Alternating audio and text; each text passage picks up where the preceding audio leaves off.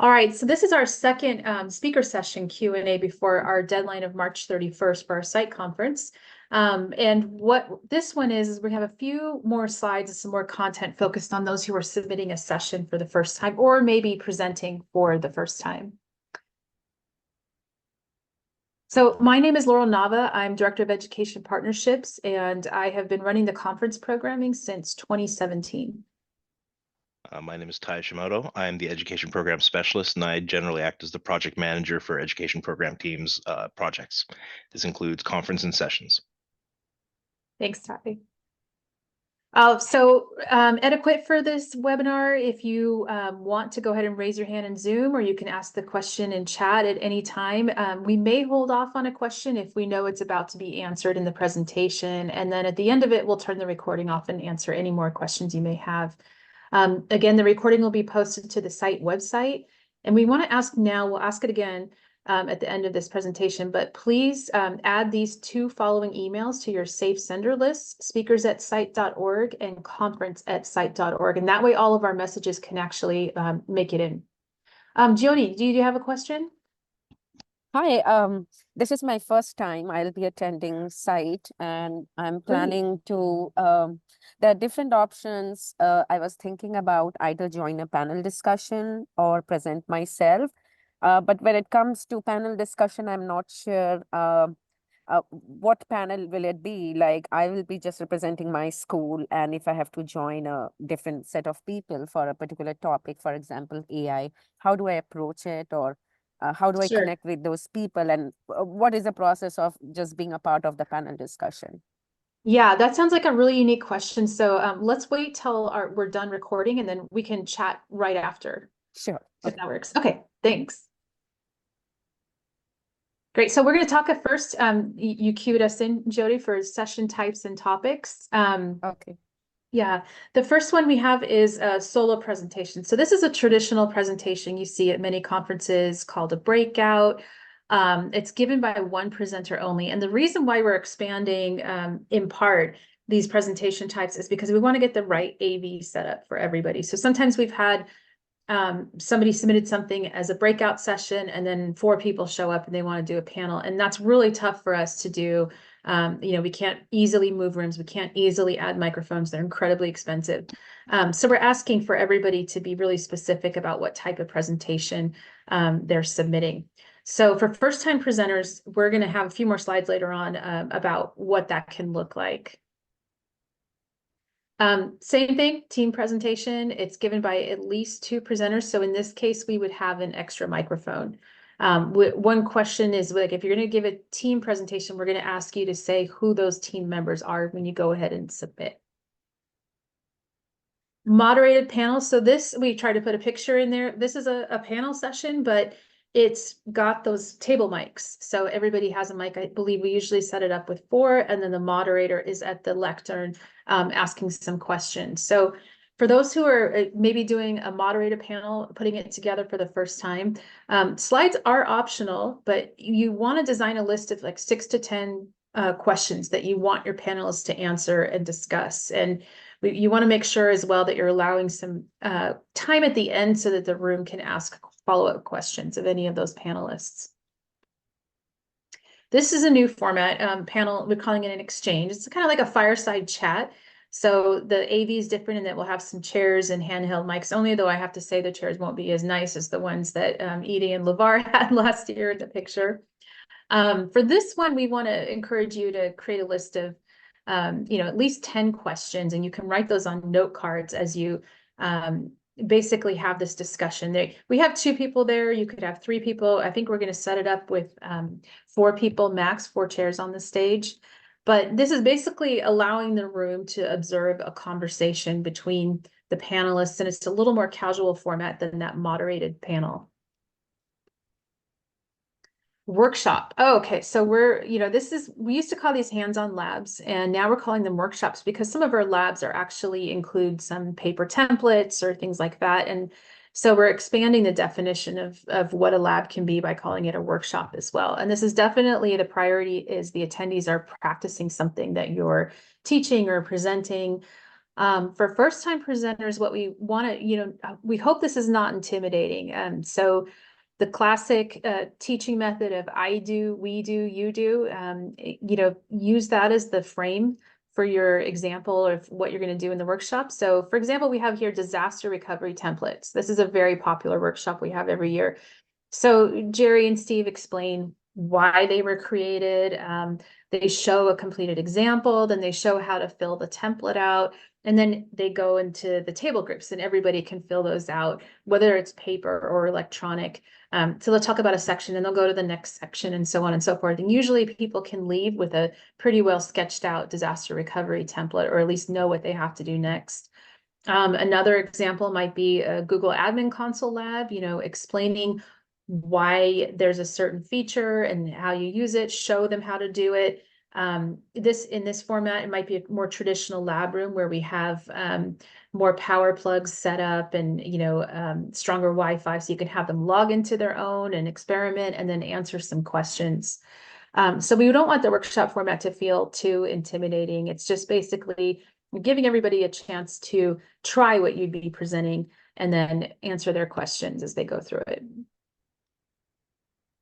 Facilitate discussion. This we've added because we had a lot of people say, hey, I want to come to CITE and I want to talk about a problem I'm trying to solve with my colleagues, with my peers who are actually attending CITE. So this is not a presentation. This is more just a discussion, and you don't have to be the expert as a first-time presenter, especially. So what we'd recommend is that you're putting together a list of at least 4 to 5 questions. And that would give enough time to fill a traditional 50-minute session time, although we do have doubles. So what's the problem you'd like the whole group to discuss? And one that keeps popping up on our community discussion group is AI policies. How are you dealing with it? So you could easily pull together a session and just ask people to discuss how they're all dealing with AI. Either are they encountering issues with teachers using it in the classroom, issues with students using it in the classroom? Has anybody put together an AI workshop? Do you have new AI policies?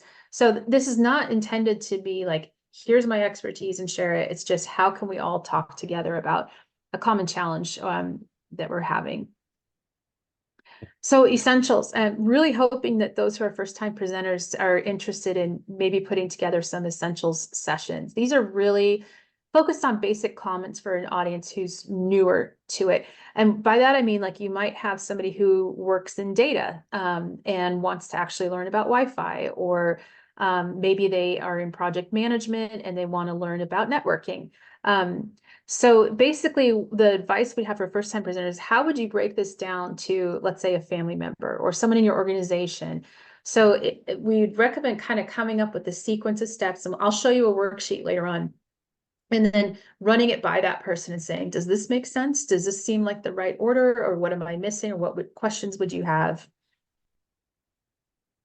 So the strands that we've had for the conference in the past are up here. So career development and teams, cybersecurity and privacy, data management. Data management includes CalPADs, SISs, disaster planning and recovery. We're always looking for more in disaster planning and recovery, and also network and infrastructure. We need a lot of those sessions. And then strategy and leadership. Strategy is in part educational strategy. So if we have, we don't accept a lot of ed tech sessions, but if we do, they'll be under that category of strategy and leadership. So creating your session. One place you want to start, because we're going to be asking you for learning objectives. What are the 2 or 3 takeaways that you'd like the attendee to walk away with? So we recommend starting with some action verbs, and you can go ahead and Google action verbs for presentations or anything like that. But really, we're not looking for official teacher learning objectives. We just want you to think about what are a couple things that somebody would know when they walked away, or maybe they're being introduced to it. Just what are the main ideas? And partly we do this to filter out some of those sales type sessions that come in from vendors. So if it comes in and it says, learn about the features of our product and how inexpensive it is, like, that tends to be one that we won't accept. And I wanted to put this slide in here. thinking about the sequence of your presentation, or, you know, if you're even doing a team presentation, this is the basic story structure from Pixar, from their writers. When they gave a presentation one time, they said every Pixar movie is based on once upon a time there was this, every day this happened, one day this happened because of that, until finally. So applying this to a tech audience, we might say, you know, once upon a time there was a system called CalPads. Every day, the data clerk entered this information and these reports came in. And one day, something broke in CalPads. And because of that, we realized that we had to do X, Y, or Z. And finally it was resolved and things were better. So consider that if you're kind of feeling stuck on where do I begin and end in a presentation, how am I going to put it together? That frame can kind of help you think about what you want to say and how you want to say it. Another graphic I wanted to share, this we use this in our CTO mentor program for 20-minute presentations. Each one of those circles is intended to be at least a single PowerPoint slide. So, you know, you can have your welcome, who are you, why are you here today, and then a transition slide, and then plan your presentation out in perhaps 4 or 5 minute chunks. So I have intro and then closing chunks, but the middle you'll see 4 to 5 minutes of actual, I'm going to present an idea, I'm going to add some detail and talk about it, and then I'm going to move on to the next idea, and so on and so forth. So for a 50-minute presentation, obviously you're looking more for 6 of these 4 to 5 minute chunks. And again, this is going to be recorded if you want to look in more detail at this graphic later on. And then finally, you know, we don't actually, unless somebody asks us to, and we're happy to do it, but we don't actually see all of the presentations that go through, because we're not asking for your slide deck when you submit your session. Some conferences do, we're not. We're asking for a description, learning objectives, who's actually going to be presenting. But there's a fantastic book called Why Bad Presentations Happen to Good People. And these are some of the fatal 5 that reading the slides too much, as I'm doing almost right now. I'm trying not to, though. Having way too much information on the slide, having a number of slides take too long. You know, if you're here in a 50-minute presentation, you shouldn't have 50 slides. Not having interaction here and just talking at you like I'm doing right now. Lifeless presenters. I am trying to, you know, use some gestures even in this Zoom and make it like as if I were there. But, you know, versus somebody who is just stuck to the lectern and reading like this. And then room and tech problems, some of those you can address, but some of them are just going to be impossible. You can make sure that your information is accessible. You can even check your tech if you're connecting. We will have presentation laptops. Everything is connected via HDMI if you want to use your own. But there's going to be some problems, like somebody can write and say the room is too hot, the room is too cold. That's totally outside of your control. So that's kind of a 50-50 one, that you can only control certain things. So overcoming presentation fears for those who are first-time presenters. First piece of advice is just know that going in, something is going to happen and you just don't know what yet. And hence why I put my little image of a person upside down. It's just something that, you know, is part of our belief in event planning, that things will happen. And if you almost look at it as a game and say, hey, I just know that I can't make everything perfect, and I'm going to take the mindset of adjusting to whatever happens. You know, if I forget a slide or I duplicate a slide, don't ignore it, just acknowledge it and move on to the next idea. You can read a lot of advice about how to feel more comfortable when you've got a crowd of people, even if it's just a crowd of 10 watching you. What I would suggest is kind of thinking about it as a triangle. You know, pick somebody on the left, somebody on the right, and somebody in the center back, and just take turns looking at them as you're presenting. If you try and make eye contact with every single person, I think you can actually get your head wrapped up in that and get stuck in that cycle of, oh my gosh, I've got to look at every single person. And people aren't really going to know that. Second, everybody's going to be on their phone and on their laptop. Don't take it personally. Don't think that it's, they're ignoring you. They're most likely taking notes on something. And they're probably paying attention, but just not looking directly at you. It's just the nature of a tech conference. Slides, make sure that you download your slides to your desktop as well as have it ready to present via PowerPoint, via Google Slides, whatever you're using for that. But always have a backup of a download, and you can even download it onto, a USB if you want. But that you never know what's going to happen, especially at a conference like ours, where we try and make sure the network's really strong. But sometimes the Wi-Fi can go down if there's too many people on it and we can't get the network amped up fast enough, then there's a chance that you might have to rely on your downloaded copy. I mentioned testing your tech. We have a I want to say, like, you don't really want to test your tech in the 10-minute passing period before your session starts. That's really not enough time. A lot of people are going to be coming out. You're going to be coming in. We do have some slow times at the conference. We set up the rooms in kind of like rolling waves. So if you were even there at early check-in, talk to Ty at the speaker desk, and we can probably find a room that's already set up and we can escort you over if you really want to test it. Then I say that with caveat, we may be so slammed at registration, we might not have time. So we might say to come back early in the morning. But most of all, ask us for help. We are here to help. Speakers at CITE.org, you're going to reach Ty and myself, and then we have 2 other education programs team members. We have Eileen Chang, our TMAP program manager. Hi, Eileen. And then we also have Rosie Talcott, our CTO mentor program manager. Any of us would be happy to look at your PowerPoint, to look at your submission ahead of time, and tell you, like, I would tweak here, or you might want to, change this, or it looks great. So please reach out and use us. We're here to help support you having a good time at the conference. All right, session planning worksheet. So I'm going to switch over to this in a second, but I did want to share both the link and the QR codes. So if you want to take a minute to pull it up, it's actually going to ask you to make a copy of a Google document when you go ahead and go to those links.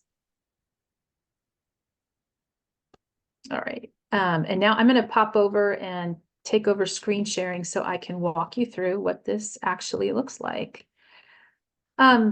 So this is very basic. Go ahead and make a copy and walk through. But as you're planning through it, what's your session title going to be? If you don't have a great session title, that's fine. Maybe your session title is just, I don't know, as your AD overview. And we actually go through as a team, and if we say, like, this title's not really fitting, can we make a suggestion? Every year, I'd say there's at least a dozen that I actually reach out to the speaker and I say, can I adjust your title? Make it a little more engaging, or make it more with what your topic is. So don't get too hung up on the title. And there's, I'm sure you can use ChatGPT or something to try and come up with a better title. This is an area where I would not ask me personally for too much advice. I am terrible at writing session titles. So again, don't worry about it. It can be fixed later on. The presenter info, you'll need to fill out who you have, and feel free to, add more boxes if you're using this worksheet. But this is the information that we're going to be asking about each presenter, and we need to know that information during the session submission process. Learning objectives. The one other point I wanted to make here, especially for first-time presenters, is we want to hear about fails. Fails are very much valued by this community. So you may not feel like you're the expert on something, but what blew up in your face and what lesson did you learn from it? So those are, you can kind of draft out some of these. Again, these don't have to be perfect, but these are important for us is to get an idea and a feel for what the session's about, because sometimes the descriptions don't quite match what the takeaways are. And there's your session description. Again, you can use AI to try and make it punchier or make it sound more engaging. For panels or facilitated discussions, if you want to put together one of those, consider some of the questions you might be asking. You don't have to put these in the session submission. This is more for your own personal planning. Workshops and labs, what do I know how to do? What tricks did I figure out and want to show? What failure did I experience and want to show others how not to do it? Again, I was watching one of our CITE videos, and they were saying when this conference first started, one of the major things was that most of the sessions were about failures. They were still working with the punch cards back in those days. And so they like to share what went wrong and how to keep each other from making that mistake again. Essentials, if you were learning about the topic for the very first time, what are the most critical points to know? How can you run this by somebody? And I wanted to give a couple examples down here. So let's say you're doing project management essentials. What key point? What's a project? What does scope mean? What is a project schedule? How do you define resources? What is a project charter? Maybe you want to do one on wired networking. What are the types of cabling? What are the types of network equipment that are out there? What's important when installing equipment, like temperature and airflow? What's standard protocols? What does resiliency mean? So again, we're not asking for it'd be great to have some of these bullets in the session description, but if you're going to put together an essentials one, don't worry and don't feel intimidated that you're like, oh my gosh, I think 80% of the attendees already know everything about networking. That's fine. What we want to do is make these available to somebody who doesn't. And I would recommend that you think maybe there's if you're on the more technical side, maybe it's an education technology teacher. And they know so much about they know about Clever, they know about SISs, but they want to know more about wired networking. So we're trying to make a safe space for everybody to share their knowledge and to feel that they can learn something that might be outside the regular scope of their job. All right, Ty, I'm going to ask you to go back to sharing so we can go back to the slide deck. Absolutely. Thank you. And there we go. All right. So what we're looking for in sessions, because that's usually what we're asked for, we want to kind of go over the process first. So we review all of the submissions to make sure that they're complete. There's nothing missing. For example, sometimes somebody will write just 5 words in the session description, and no, we actually need to know what that is. All sessions are assigned to the conference committee for review in April, and then they meet and discuss them. They actually get assigned about 20 plus sessions apiece, and they review individually. Staff has reviewed everything as well. So after the committee reviews, they'll meet with the education team and we'll do our final session selections. And then what Ty and I are going to do is we're going to schedule those and then send the acceptance notifications. And Ty is going to talk about that shortly in much greater detail. Why we accept a session? We want sessions that meet everybody everywhere. So this is not just a CTO conference. We want to have sessions that can reach our sysadmins, our network engineers, our help desk technicians. We're looking for all your sessions that are devoted to all different kinds of audiences. We don't accept a lot of education technology sessions. Our members and our attendees are asking way more for technology, infrastructure, that type of sessions. Any session that we get from an existing CITE member or somebody in the K-12 community is really, really emphasized. Those are our most popular sessions. They have the highest attendance.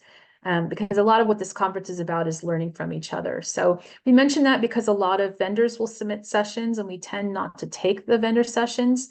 The only time that they might get accepted if they're not part of our year-round sponsors is if there is a team of K-12 people that have solved some problems and it happened to use a particular vendor's software or hardware equipment.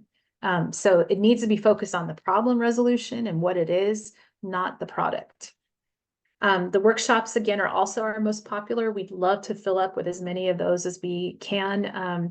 I just came from a giant national conference myself, and the ones that, again, were highly attended and most valuable for me were the ones where I knew I could walk away with something.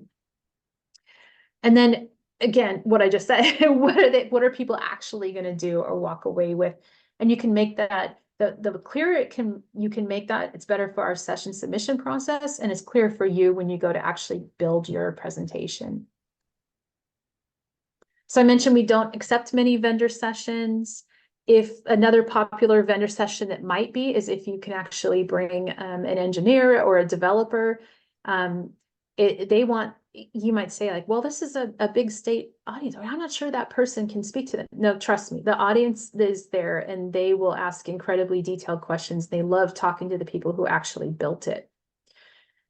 So if you're a vendor and you're planning to submit a session with a district presenter, like I mentioned earlier, that must be clearly marked. We've had it in several years past where it's submitted as the name of the chief technology officer and the title and the organization, but then it has the company's email. We will cancel those sessions or we won't accept them if that happens. All right, so with that, I'm going to pass it over to Ty. And in the meantime, please drop any questions you might have in the chat. All right, thank you very much, Laurel. So we're going to go through how to submit a session. This is going to be a very detailed way of how to submit a session. Now, before we begin with it, we have to go through a very important warning and something that has been done incorrectly and ends up affecting your ability to submit a session. When you create an account, you must use the speaker's email when you create the account. So in this section, when you are creating the new account, the first name, last name, email, it has to be the speaker's information. It cannot be yours if you are not the speaker. So make sure that you're using the speaker's information to create your new account. Now, this is the website, and I'm posting the link to the website itself in the chat. This is where you're going to be submitting your actual session. So it's all the way at the bottom. Once you scroll to the bottom of the website itself, there will be a section that says Submit Abstract. And that is where you are going to submit your actual session. Now, when you're submitting the session, you have to log into the account, and this is the same account that we will want you to create with your speaker's information. So again, the speaker's information itself, as shown here. Now, when you are actually submitting the session, it will autofill the presenter's first name, last name, and email. But if you are not the speaker, you want to put your email on CC email. And this is where it gets a little dicey. The presenter's email should be whoever the actual speaker is. The CC email will be your email because we will be corresponding with that email in order to send out notifications. So you'll enter the presenter details. You'll enter your what kind of organization you have, and any kind of details about the presenter that we'll need to know. So on the next step, you'll enter the submission details. This will include the title, the description, what type of presentation it is, and this is the same types of presentations that we discussed before: the solo team, moderated panel, standard panel, workshop, facilitated discussion, and essentials. It will be very important for you to get it right when you put it in, because that's how we're going to be looking at the presentation itself. And then finally, once you're done with all the submissions, you will review your submission and it will tell you the details of what you've entered. And once you are good and you're able to submit it, it will show your submission confirmation number and it will show that you have completed your submission. And you'll get an email back from us at Speakers at the conference and speaker email that says that your submission has been confirmed and that we will be looking into if it will be approved and if you're able to actually present at our conference. Now, once you've submitted the session, there's a few things to look out for. The deadline is the 31st of March. That is the last time that you can actually submit sessions for us to review. And you will get an acceptance notification and a schedule launch at roughly June of 2024, so June of this year. And once it's accepted, we will want you to look at the agenda that we post and make sure that your speaker name, your co-presenters, your day and time, and everything else is correct on there. We will need to know as soon as possible because we can change the information that's on there if something is incorrect, but we need to know about it as far ahead of time as possible so we can make sure we get that stopgap. Now, if you be on the lookout, we will be sending an acceptance or rejection email, and it will contain the speaker discount code to register for the conference.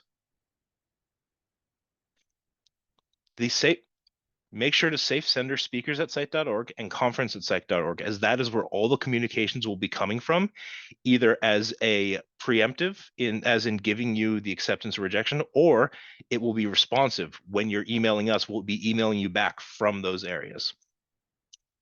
Now, this is an example of an acceptance email that you will get. It will say your name. It will say the project title that you have, and it will say your submission title, and it will give you the discount code. And finally, it will give our information along with speakers at CITE.org.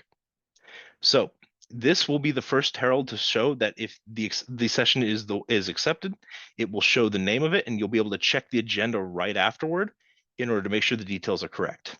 Now, we also have the speaker portal. The speaker portal is going to give tasks for the speaker to complete before their session goes from accepted into being fully integrated into the conference. We will need the speakers to complete that session. We will need the speakers to complete those tasks before the conference actually begins. And we'll have another Q&A about the speaker portal later on in the summer, just to make sure that for those that have accepted sessions, they're able to navigate it correctly. Now, that should be the navigation of the process. Are there any questions?